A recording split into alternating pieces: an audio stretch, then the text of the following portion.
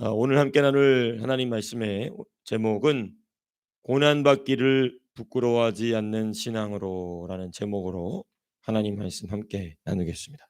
고난받기를 부끄러워하지 않는 신앙으로라는 제목으로 말씀 함께 나누시겠습니다. 우리 주님은 저와 여러분들을 구원하시기 위해서 고난받기를 부끄러워하지 않으셨어요.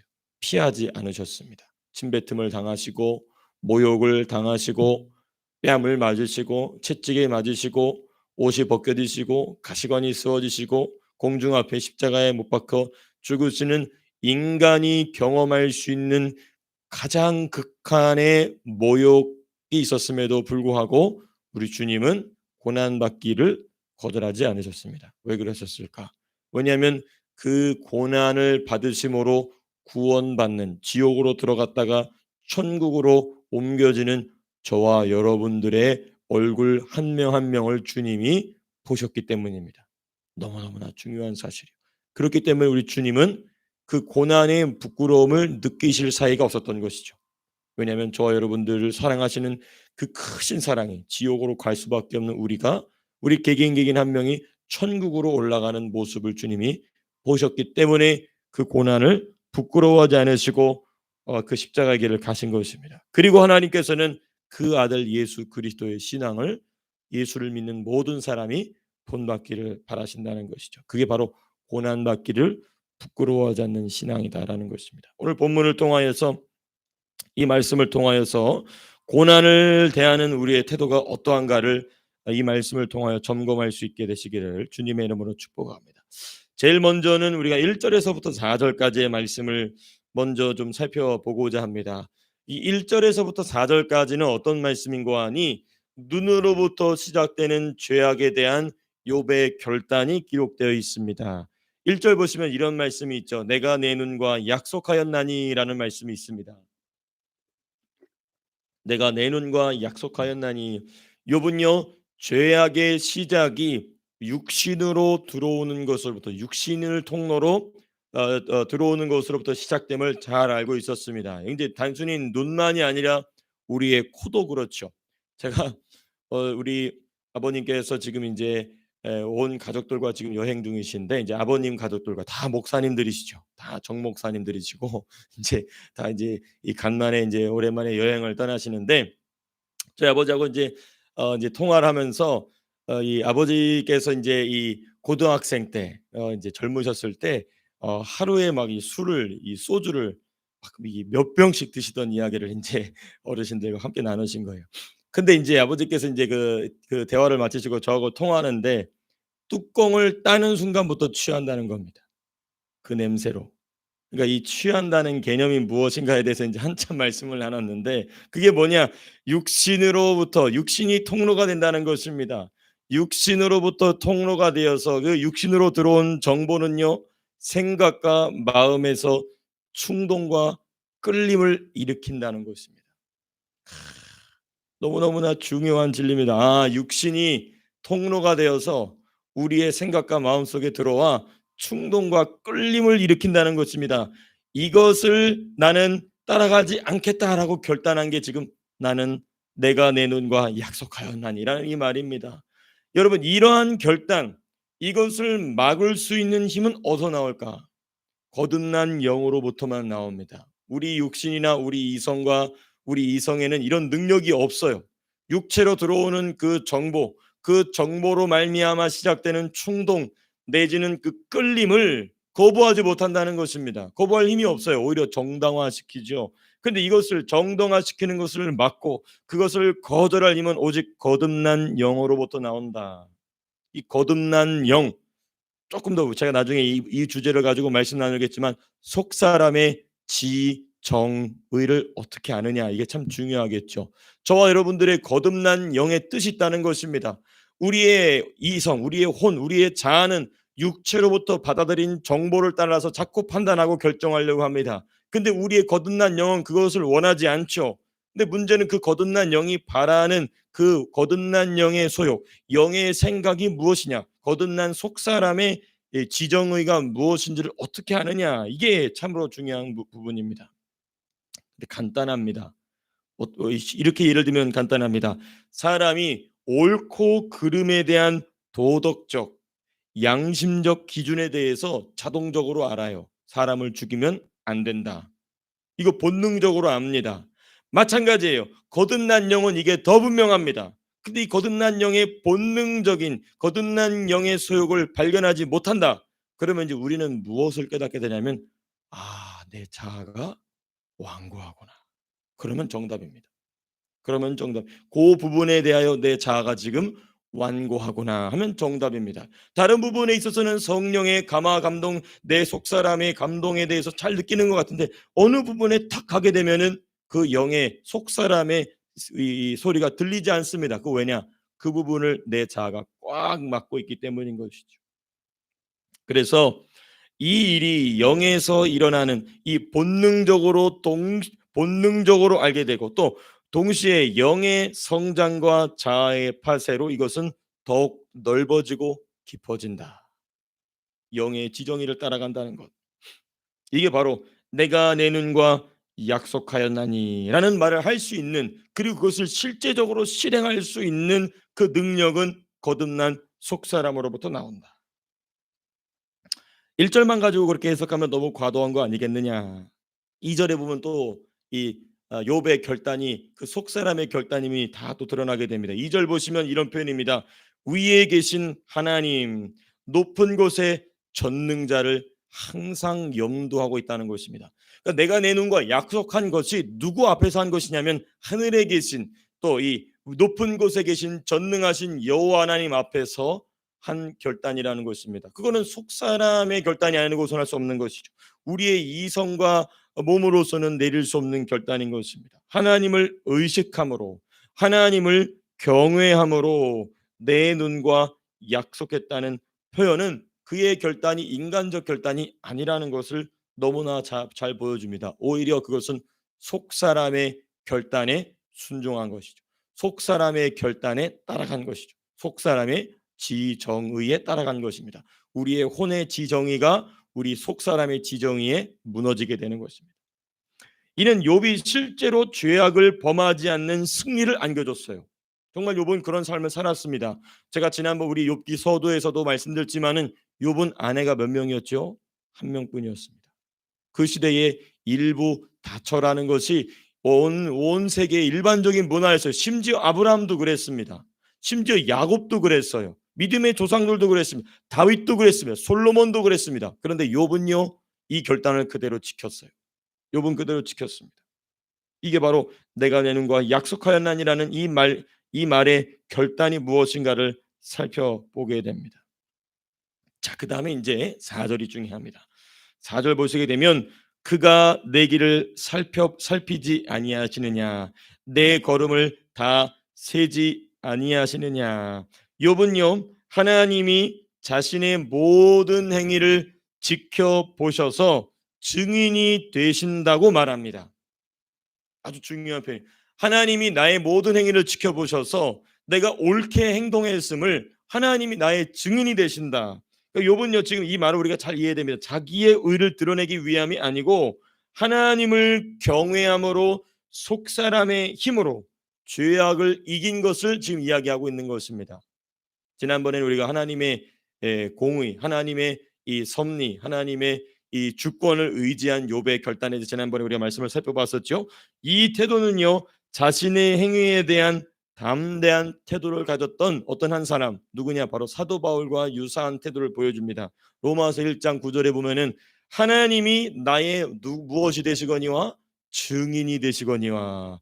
욥은 바울은 하나님 앞에서 어떤 이 행위에 대해서 특별히 기도였거든요. 로마 교회 성도들 위하여 기도하는 자기 행위에 대하여서 하나님 앞에서 당당했다. 하나님 앞에서 자신감이 있었던 것. 하나님이 나의 증인이 되신다라고 할 정도로 바울은 담대했던 것입니다. 담대한 태도를 가졌던 것이죠.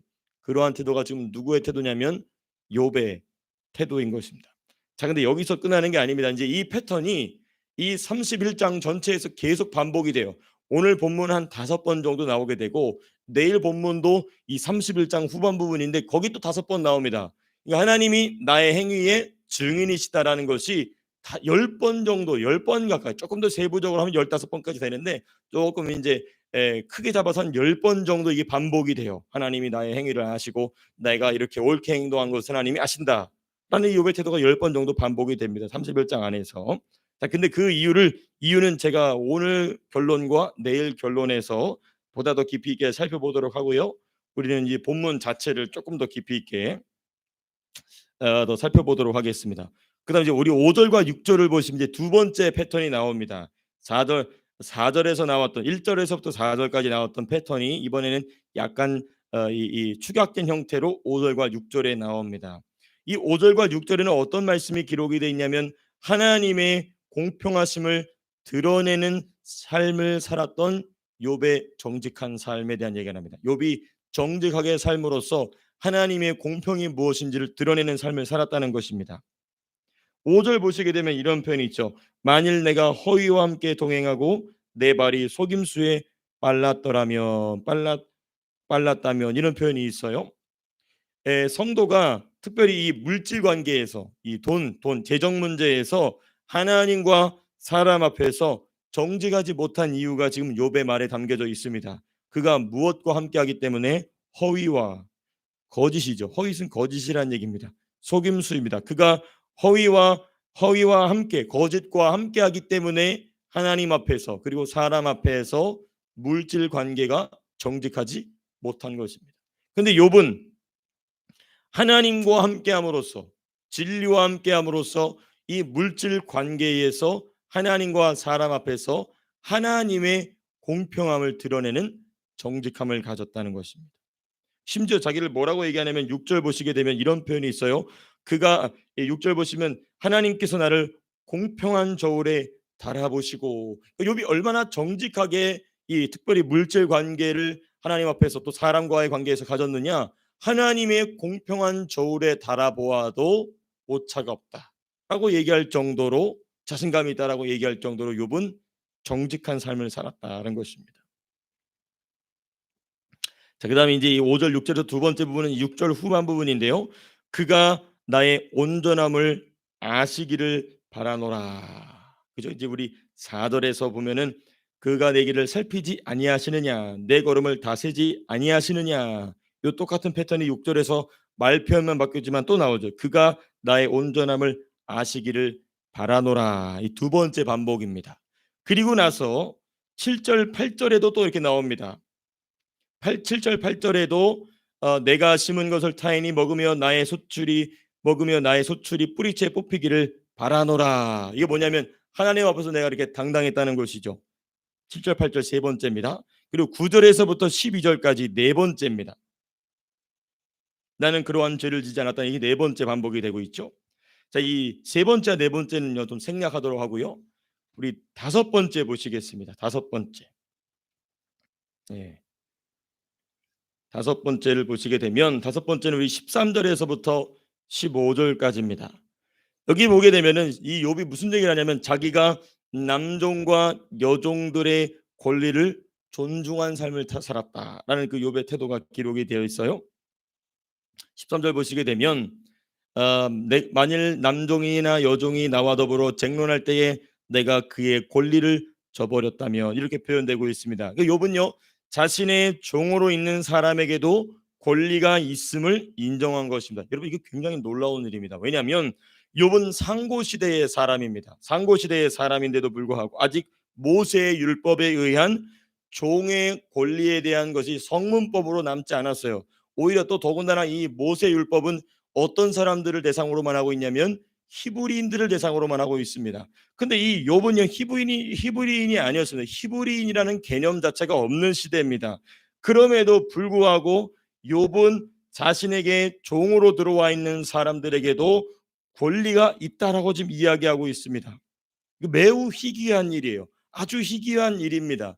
그러니까 이 성경은 세상에서 말하는 노동관, 근로관념에 대해서 이미 구약 욥기 시대부터 이렇게 정돈이 되어 있음을 우리는 발견하게 됩니다. 자, 그리고 우리가 본문에 좀 더 집중해서 보시게 되면 14절 15절에 가면은 욥이 종들의 권리를 인정한 두 가지 이유가 나옵니다. 그 그 당시 세상 사람들은 종을 짐승으로 취급했거든요. 그런데 욥은 이 종들을 인간으로 대우합니다. 욥이 인간으로 대우하면서 그 권리를 보장해 주었던 중요한 두 가지 영적인 이유가 먼저 14절의 첫 번째 게 나옵니다. 하나님이 일어나실 때에 내가 어떻게 대답하겠느냐? 하나님이 심판하실 때에 내가 무엇이라 대답하겠느냐? 이게 뭐냐? 하나님이 이 모든 것을 지켜보고 계신 분이심을 욥은 알고 있었습니다. 마치 바울이 권면한 것처럼 하늘에 계신 너희의 상전을 두려워하라. 상전들아 너희가 종들을 대할 때에 하늘에 계신 상전들을 두려워했던 그 말씀과 동일한 말씀입니다. 당대의 종을 하대해도 아무렇지 짐승으로 취급해도 짐승보다 가격을 싼 경우도 있었어요. 그런 시대에 욥은 이렇게 작은 일까지도 하나님의 마음에 합한 일이라면 기꺼이 자기의 권리를 버린 겁니다. 종들의 권리를 인정해 줌으로써 내가 당당히 누릴 수 있는 권리를 버린 것이죠. 이거는 속 사람의 힘이 아니면 못하는 일입니다. 욥은 속 사람의 힘으로 살아가는 사람이었구나. 두 번째, 우리 15절 욥이 종들의 권리를 인정하였던 두 번째 이유는 무엇인가? 15절 보시면 이런 편이 있어요. 나를 태 속에 만드시니가 그도 만들지 아니하셨느냐? 우리를 뱃속에 지으시니가 한 분이 아니시냐? 이렇게 이야기합니다. 주인인 본인이나 종인 그들이나 하나님께 지음받아 모두 각자의 어머니에서 태어나온 똑같은 사람이다라는 얘기를 지금 하고 있는 것입니다. 수천 년 동안 계급 사회로 유지되어 온 인간 질서에 완전히 역행하는 개념입니다. 태어날 때부터 천한 사람, 태어날 때부터 귀한 사람이 있다라고 생각해온 수천 년 동안의 인간 사회의 질서를 완전히 깨뜨리는 말. 저 사람도 저 사람의 어미의 뱃속에서 나오고 나도 내 어미의 뱃속에서 나왔으니 다를 게 무엇이냐? 이게 바로 이 인간의 인권의 개념에 대해서 너무나도 중요하게 이야기하고 있는 것입니다. 사람은 태어날 때부터 귀천이 없다 하는 것입니다. 이것은 어떻게 가능하냐면 모든 이가 하나님의 형상대로 지어진 존재임을 인정할 뿐만 아니라 나가 자신이 특별히 존귀한 자라는 생각을 버린 이만이 가능한 태도입니다. 너무너무나 중요한 태도예요. 종들은 그 사람들의 지위가 인간이다, 사람 대우를 받을 수 있다는 것뿐만 아니라 나는 종들보다도 훨씬 귀한 사람이야 라는 이 잘못된 사회적 관념을 버리고 나도 종들과 똑같은 사람이야 라고 내려오는 것은 더 어려운 일입니다. 그런데 욥은 아무렇지 않게 했다는 것이죠. 이게 바로 욥이 영의 생각을 따라 속 사람의 힘을 따라 살아가는 사람이었다라는 것을 우리로 하여금 발견하게 하고 하나님이 이것을 보고 계시지 않으셨습니까? 라고 이 의도를 가지고 지금 욥이 이 이야기를 한 것입니다. 그리고 이제 여섯 번째가 16절에서부터 22절까지 과부와 고아를 돌본 자신의 삶에 대하여서 하나님께 지금 쭉 호소하여 올려드리고 있는 내용입니다. 그러니까 지금 오늘 본문에서 보니까 5번이 아니고 한 6번 정도가 나오는군요. 자신의 행위가 이렇게 하나님 앞에서 옳았습니다 라는 것을 쭉 이야기한다는 것은 자기의 자랑이 아니라 이 세 친구들이 가지고 있었던 근본 없는 자기의 자랑이 아닌 정말로 하나님이 인정하시는 의로운 삶을 살았습니다. 근데 욥이 왜 이런 얘기를 쭉 논설하고 있느냐, 이 이유를 아는 것이 참 중요하겠죠. 자, 우린 여기서 그래서 저는 이제 사도 바울과 욥을 좀 비교해 보고자 합니다. 사도 바울과 욥의 공통점은 무엇인가? 자신의 행위를 하나님이 주신 능력으로 예수의 피와 십자가의 능력으로 행하게 된 자신의 온전한 행위를 누가 보증하신다? 하나님이 보증하심에 대한 담대함이 있었어요. 이건 욥이나 바울이나 같은 태도입니다. 저와 여러분들도 그러한 담대함에 이르기를 주님으로 축복합니다. 이건 깊은 신앙이에요. 내가 내 행동에 대하여서 하나님이 보증하신다라는 이 자신감은 쉽게 얻을 수 있는 신앙의 열매가 아닙니다. 자, 그런데 사도 바울과 욥의 신앙의 차이점이 무엇인가? 여기가 이제 핵심이죠. 이제 먼저 소결론을 내리고 내일 더 자세하게 말씀을 나누겠습니다만은 차이점은 무엇인가? 사도 바울은요 환난과 고난을 기꺼이 받아들였습니다. 그런데 욥은요 자신의 온전한 행위를 근거로 환난과 고난을 그쳐 주시기를 구하고 있습니다. 그게 목적이에요. 이 욥의 마지막 발언이 31장이거든요. 욥이 이렇게 이야기를 쭉 이야기하는 이유는 뭐냐면 하나님께서 이러한 나의 의로운 행위, 하나님이 도우심으로 내가 할 수 있었던 그 의로운 행위를 보시고 나에게 있는 고난과 환난을 그쳐 주시기를 구합니다. 자, 그럼 이제 우리는 비교해 봐야 되겠죠. 누가 더 그리스도의 모습에 가까운가? 그러면 이제 결론이 쉬워지는 것입니다. 아하, 하나님께서 욥의 신앙을 이 정도만 왔다고 책망하시는 게 아닙니다. 욥의 신앙을 누구처럼 다른 신앙의 영들의 모습처럼 고난 받기를 자처하는 모습으로 지금 만들어가는 과정 가운데 있는 성도의 모습이 무엇인가를 욥을 통하여 발견하게 되는 것입니다. 우리는 그래서 이 사도 바울의 고난을 대하는 태도가 무엇인가를 좀 우리가 잠깐 살펴보고 오늘 말씀을 마무리하고자 합니다. 우리 디모데후서입니다. 우리 디모데후서 한번 찾아볼까요? 디모데후서 제 1장입니다. 디모데후서 1장 8절과 12절. 네. 우리 8절 말씀 같이 한번 읽어보겠습니다. 시작. 그러므로 너는 내가 우리 주를 증언함과 또는 주를 위하여 갇힌 자 된 나를 부끄러워하지 말고 오직 하나님의 능력을 따라 복음과 함께 고난을 받으라. 여기 되게 중요하죠. 오직 하나님의 능력을 따라 복음과 함께 고난을 받으라. 근데 앞에 중요한 말이 있어요. 부끄러워하지 말고, 주를 위하여 고난 받는 나를 부끄러워하지 말고. 오늘 제목이 뭐냐면 고난을 부끄러워하지 않는 신앙으로였죠. 예. 고난 받기를 부끄러워하지 말라. 또 같은 장 12절 디모데후서 1장 12절 말씀 같이 함께 말씀 읽어보겠습니다. 시작. 이로 말미암아 내가 또 이 고난을 받되 부끄러워하지 아니함은 내가 믿는 자를 내가 알고 또한 내가 의탁한 것을 그날까지 그가 능히 지키실 줄을 확신함이라. 여기 보시면 또 나옵니다. 이로 말미암아 내가 또 이 고난을 받되 뭐하지 아니함은 부끄러워하지 아니함은 이 고난 받기를 내가 피하지 않는다는 것입니다. 이 고난 걷어가시기를 내가 구하지 아니하고 오히려 이 고난 받기를 기뻐한다는 것입니다. 여러분, 이 신앙은요 참으로 우리에게는 무엇입니까? 고귀한 신앙이고 우리의 신앙의 모습이 이와 같아야 되는 것입니다. 이러한 신앙으로는 우리의 결단으로 만들어지지 않습니다. 우리가 속사람을 따라 성령의 음성을 따라 주의 말씀 앞에서 내가 마땅히 누릴 수 있다라고 합리화시키고 있는 부분들을 과감히 버리기 시작할 때, 아까 처음 말씀드렸죠. 육체를 통하여 들어오는 그 끌림과 충동을 버리는 일을 시작할 때에 우리는 이 신앙을 향하여 한 걸음 한 걸음 나아가게 되는 것입니다. 그리하여서 오늘 말씀의 제목처럼 고난받기를 부끄러워하지 않는 신앙으로 저와 여러분들이 자라나실 수 있게 되시기를 주님의 이름으로 축복합니다. 기도하고 마치겠습니다.